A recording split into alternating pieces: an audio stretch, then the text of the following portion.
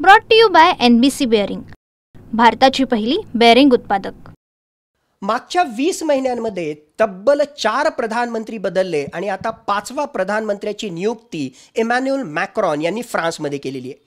यावरून स्पष्टपणे त्या ठिकाणी दिसतं की इमॅन्युअल मॅक्रॉन यांचा आता सुद्धा फ्रान्सवर जो आहे जबरदस्त असा इन्फ्लुएन्स त्या ठिकाणी नाहीये आणि एक प्रकारे राजकीय अस्थिरता ही फ्रान्समध्ये मोठ्या प्रमाणामध्ये वाढतेय।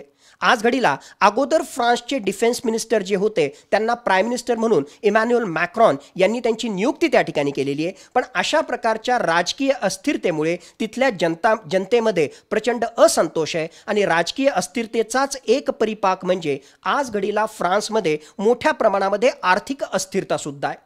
आज घडीला फ्रान्सची जर अर्थव्यवस्था आपण पाहिली तर फ्रान्सच्या डोक्यावरचं कर्ज हे त्यांच्या एकूण GDPच्या 114% झालेलं आहे आणि ज्यावेळेस अशा प्रकारचं फिस्कल डेफिसिट म्हणजे थोडक्यात त्यांची आर्थिक तूट वाढत जाते, त्या आर्थिक तुटीला अर्थसंकल्पीय तुटीला कुठेतरी कंट्रोल करण्यासाठी आता फ्रान्सच्या सरकारला ऑस्टिरिटी मेजर्स घ्यावे लागतात आणि या ऑस्टिरिटी मेजर्स घेतल्यामुळेच कुठेतरी फ्रान्सच्या जनतेचे अतोनात हाल त्या ठिकाणी होत आहेत।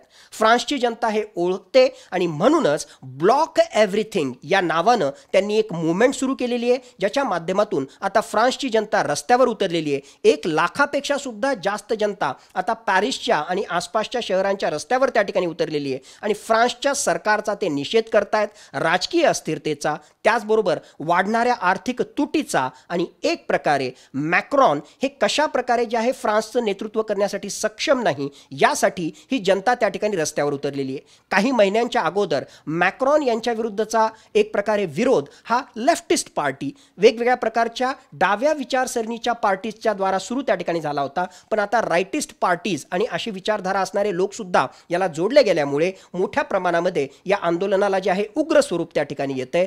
त्या ठिकाणी हे आंदोलन हिंसक होतंय, पण हे आंदोलन दाबून टाकण्यासाठी मॅक्रॉन यांनी मोठ्या प्रमाणावर सुरक्षा दल सुद्धा रस्त्यावर त्या ठिकाणी उतरवलेले आहेत आणि म्हणूनच सुरक्षा दल जे गव्हर्नमेंटच्या बाजूनं या सगळ्या आंदोलनाला कंट्रोल करण्याचा प्रयत्न करतील तर दुसऱ्या बाजूला जनतेचा रोष यांचा या ठिकाणी सामना होणार आहे आणि पुन्हा फ्रान्सची जी परिस्थिती आहे ती पुन्हा एक प्रकारे जे स्फोटक बनतीये की काय अशाच प्रकारची चिन्ह त्या ठिकाणी निर्माण होताना आपल्याला स्पष्टपणे दिसतायत।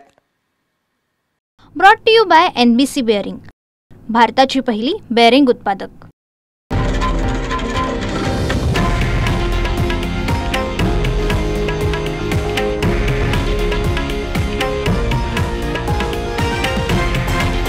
हे आहे देशातील नंबर 1 न्यूज नेटवर्क आणि आपण पाहत आहात TV9 मराठी, एकमेव।